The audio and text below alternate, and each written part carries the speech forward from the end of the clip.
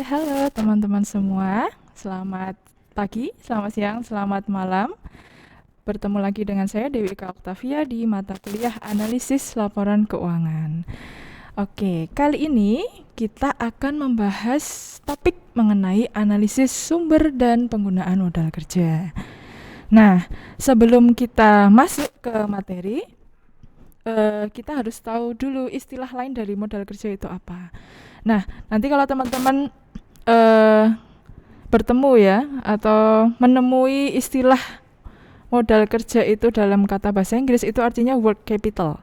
Jadi jangan bingung nanti ya kalau ada yang menggunakan istilah lain dari modal kerja ya.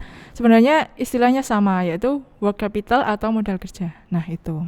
Tapi kalau di sini saya menggunakan istilah modal kerja aja ya.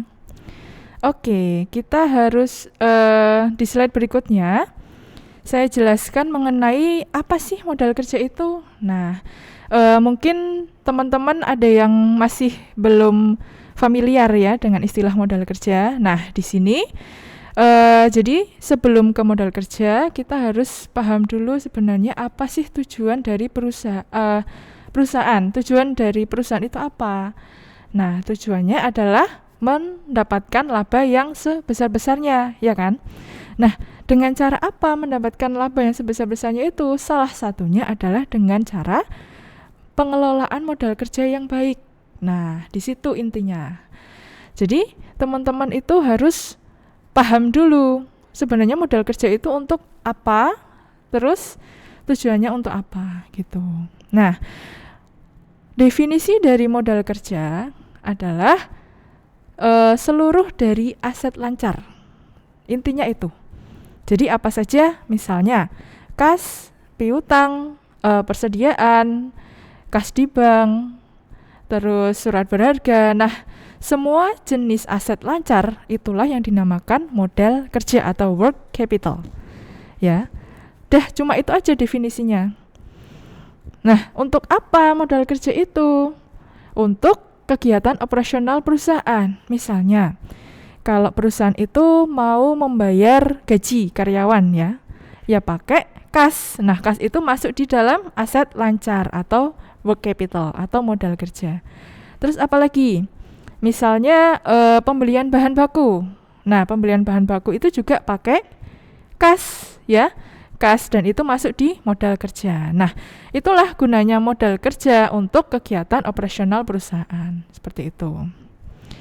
Masuk di slide selanjutnya mengenai tujuan analisisnya. Ini bukan tujuan modal kerjanya ya. Ini tujuan analisis sumber dan penggunaan modal kerja itu untuk apa? Jadi analis itu menganalisis sumber dan penggunaan modal kerja itu untuk apa gitu. Yang pertama di sini ada mendapatkan informasi tentang perubahan modal kerja. Nah, hasil dari hasil dari analisis modal kerja ini adalah informasi mengenai kenaikan atau penurunan dari modal kerja itu. Ya. Jadi nanti hasil dari analisis itu yang pertama adalah kenaikan atau penurunan modal kerja. Modal kerjanya itu naik atau turun sih. Nah, itu. Kemudian yang kedua, mengetahui sebab-sebab perubahan dari modal kerja itu. Nah, bisa dari modal kerja itu didapatkan dari apa saja, dari kegiatan apa saja. Misalnya bisa dari penjualan aset tetap ya. Kalau penjualan aset tetap itu kan nanti akan mendapatkan kas atau kas di bank. Nah, kas di bank berarti modal kerjanya akan nambah ya kan, akan nambah. Nah, itulah yang dinamakan sumber modal kerja. Kemudian sebab-sebab perubahan modal kerja lainnya bisa dari modal kerja itu untuk apa saja, untuk kegiatan apa saja di perusahaan. Misalnya tadi untuk pembayaran biaya iklan misalnya, untuk pembayaran biaya gaji. Nah, itu kan juga menggunakan kas atau kas di bank yang ada di modal kerja yang ada di aset lancar ya. Oke, selanjutnya. Nah, di sini kita harus tahu, pentingkah menganalisis sumber dan penggunaan modal kerja? Penting atau tidak? Tentu saja penting ya. Di sini pentingnya apa? fokusnya itu kata kuncinya ada 2 sih sebenarnya. Yang pertama, efektif efisien, yang kedua adalah likuiditas perusahaan. Nah, mengenai yang pertama, jadi kalau si analis itu menganalisis sumber dan penggunaan modal kerja itu, dia jadi tahu apakah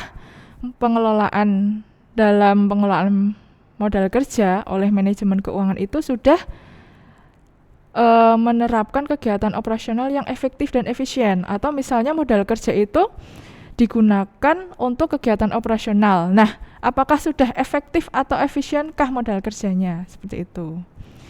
Nah, untuk yang kata kunci yang kedua yaitu likuiditas, ya. Nah, untuk likuiditas itu dengan si analis itu menganalisis sumber dan penggunaan modal kerja, dia jadi tahu apakah perusahaan itu liquid atau tidak. Bisa dilihat dari apa? Dilihat dari misalnya cash ratio. Nah, kas-nya berapa? Nah, dengan kita membayar kas, dengan perusahaan itu membayar kas, itu apakah sudah bisa memenuhi kewajiban jangka pendek atau current liability dari perusahaan tersebut. Nah, itulah menganalisis sumber dan penggunaan modal kerja itu penting ya bagi perusahaan. Oke, selanjutnya kita bahas mengenai konsep dari modal kerja itu seperti apa. Nah, di sini saya ada mencantumkan 3 konsep ya. Yang pertama kuantitatif, kedua kualitatif, dan yang terakhir fungsional. Oke, kita masuk yang pertama, konsep kuantitatif. Kuantitatif itu kan kuantitas ya, jumlah. Jadi intinya dalam konsep kuantitatif itu modal kerja itu adalah jumlah dari seluruh aset lancar, jumlah dari seluruh aktiva lancar. Jadi nominal di kas berapa, ditambah nominal piutang berapa, ditambah nominal persediaan, dan tambah nominal di akun-akun aset lancar yang lain, itu semua total, semuanya jumlahnya berapa. Itulah yang dinamakan konsep kuantitatif. Nah, di sini modal kerja itu juga dinamakan sebagai gross working capital. Ya, modal kerja kotor. Oke. Selanjutnya mengenai konsep kualitatif. Nah, kualitatif di sini fokusnya adalah kualitas dari modal kerja itu seperti apa. Apakah modal kerja itu kualitasnya bagus atau tidak? Nah, dilihat dari apa? Dilihat dari hitung dulu selisih dari aset lancar dan kewajiban lancar atau current liability ya. Nah, bisa dibilang bagus itu apabila nanti kalau jumlah aset lancarnya itu lebih besar daripada utang lancarnya, dan juga sebaliknya. Nah, di sini karena ini sudah dihitung dengan cara menyelisihkan antara aset lancar dengan kewajiban lancar, maka dari itu konsep kualitatif ini dinamakan juga net working capital. Nah, di sini sudah bisa dibilang modal kerja bersih ya, karena sudah diselisihkan dengan kewajiban lancar. Oke, yang terakhir kita bahas mengenai konsep fungsional. Nah, intinya adalah fungsi dari modal kerja dalam memperoleh laba perusahaan itu seperti apa? Pengelolaan modal kerjanya itu bagaimana? Apakah sudah baik, apakah sudah efektif, apakah sudah efisien. Nah, itu dinamakan konsep fungsional, dilihat dari fungsinya. Oke, selanjutnya mengenai faktor yang mempengaruhi modal kerja. Apa saja sih yang mempengaruhi modal kerja itu? Di sini ada 4 ya, poin pentingnya. Yang pertama, tipe atau jenis perusahaan. Nah, pasti dalam pengelolaan modal kerja di perusahaan jasa itu akan berbeda dengan pengelolaan modal kerja di perusahaan dagang, atau mungkin juga berbeda dengan perusahaan industri ya. Terus untuk yang kedua, waktu produksi barang. Nah, untuk waktu produksi barang itu logikanya ya, semakin cepat waktu produksi barang itu akan semakin baik, atau semakin sedikit modal kerja yang dikeluarkan, berarti akan semakin baik ya. Begitu pula sebaliknya, kalau semakin lama barang itu diproduksi atau membutuhkan waktu yang lama, itu akan semakin banyak juga modal kerja yang dikeluarkan. Jadi lebih baik, perusahaan yang baik itu apabila produksi barangnya itu cepat ya, waktu dalam memproduksi barang itu cepat. Oke. Selanjutnya mengenai syarat kredit. Nah, di sini ada kredit pembelian, ada kredit penjualan ya. Nah, jadi manajemen itu harus pintar-pintar ya memilih syarat kredit misalnya dengan customer. Kalau dengan customer ini bukan memilih ya, tapi membuat syarat kredit. Nah, bagaimana bisa syarat kredit untuk customer atau syarat kredit penjualannya itu akan menguntungkan perusahaan dalam pengelolaan modal kerja. Begitu juga sebaliknya dengan syarat kredit pembelian. Jadi harus bisa memilih syarat kredit terhadap supplier itu yang menguntungkan perusahaan itu yang seperti apa gitu. Kemudian terakhir perputaran persediaan. Nah, logikanya itu semakin cepat ya adanya perputaran persediaan, berarti kan penjualannya bagus tuh. Semakin baik juga pengelolaan modal kerjanya, semakin efisien modal kerjanya. Ya, begitu juga sebaliknya jika perputaran persediaannya itu lambat. Berarti kan penjualannya itu tidak baik. Jadi semakin tidak bagus juga modal kerjanya gitu. Nah, di sini saya jelaskan ya. Di sini ada 1, 2, 3, 4, 5, 6, 7 dari sumber modal kerja. Mungkin teman-teman bisa menambahkan sendiri selain yang sudah saya sebutkan ini ya. Nah, sumber modal kerja itu bisa dari hasil operasi perusahaan. Nah, hasil operasi perusahaan itu berupa apa? Berupa bisa dengan penjualan ya, bisa dengan labanya juga. Nah, kalau misalnya terjadi penjualan barang di perusahaan itu kan juga akan menambah kas ya. Kas kalau kontan, maksudnya cash, tunai. Kalau misalnya penjualannya secara kredit itu bisa menambah piutang gitu. Nah, piutang dan kas itu kan masuk ke dalam aset lancar atau modal kerja. Nah, kemudian ada penjualan surat berharga, penjualan saham, aset tetap, penjualan obligasi. Nah, penjualan ini kan akan perusahaan itu akan mendapatkan kas atau kas di bank. Nah, itulah kenapa menjadi sumber dari modal kerja. Selanjutnya mungkin dengan dana pinjaman atau terjadi utang ya, utang perusahaan. Nah, kalau perusahaan itu utang, itu kan pasti akan mendapatkan cash ya. Cash, bisa cash fisik, bisa juga kas di bank. Nah, itu akan menaikkan modal kerja juga. Kemudian dana hibah, bisa ya perusahaan itu mendapatkan dana dari pihak luar perusahaan, tetapi secara sukarela. Intinya apa? Ketika perusahaan itu dapat dana hibah ini, dia tidak ada kewajiban untuk mengembalikannya. Beda dengan dana pinjaman ya. Nah, untuk dana hibah ini juga akan meningkatkan modal kerja perusahaan. Nah, mungkin nanti teman-teman bisa menambahkan ya sumber modal kerja yang lain. Nanti di kelas ya. Oke. Selanjutnya kita bahas, tadi kan sudah sumber, sekarang penggunaan. Jadi modal kerja itu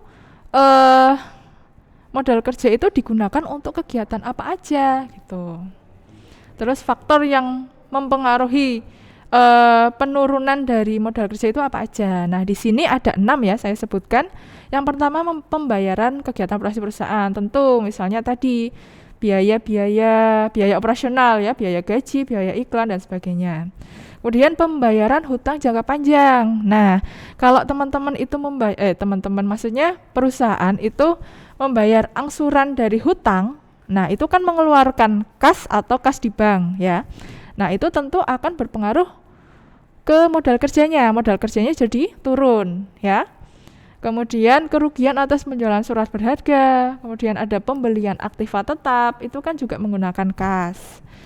Terus pembelian atau penarikan saham kembali dan pembentukan dana jangka panjang. Nah, inilah kegiatan-kegiatan yang mempengaruhi modal kerja, yaitu modal kerjanya jadi turun ya, penurunan modal kerja.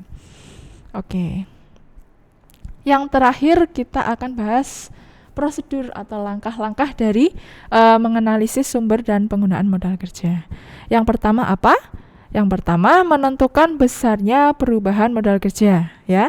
Tadi ya, yang pertama itu kita harus tahu dulu modal kerjanya itu naik atau turun. Jadi ini mungkin bisa pakai 2 tahun atau 2 periode laporan keuangan ya. Kemudian yang kedua itu mengidentifikasi dan menentukan besarnya sumber dari modal kerja itu apa. Nah, teman-teman harus tahu dari kegiatan apa saja yang menjadi sumber modal kerja, yang membuat modal kerja itu naik gitu. Nanti dimasukkan. Kemudian mengidentifikasi dan menentukan besarnya penggunaan modal kerja. Nah, seperti saya sudah sebutkan tadi ya, ada kegiatan-kegiatan yang modal kerja itu untuk kegiatan apa saja gitu maksudnya. Nah, itu juga dimasukkan. Nah, yang terakhir apa? Yang terakhir sama dengan analisis yang lain ya, membuat laporan sumber dan penggunaan modal kerja. Jadi, membuat laporan sumber dan penggunaan modal kerja itu adalah bentuk tanggung jawabnya si analis untuk mempresentasikan analisis laporan keuangan yang dilakukan olehnya gitu. Nah, hasilnya apa? Hasilnya adalah laporan sumber dan penggunaan modal kerja. Oke, untuk teori cukup sampai di sini ya, teman-teman.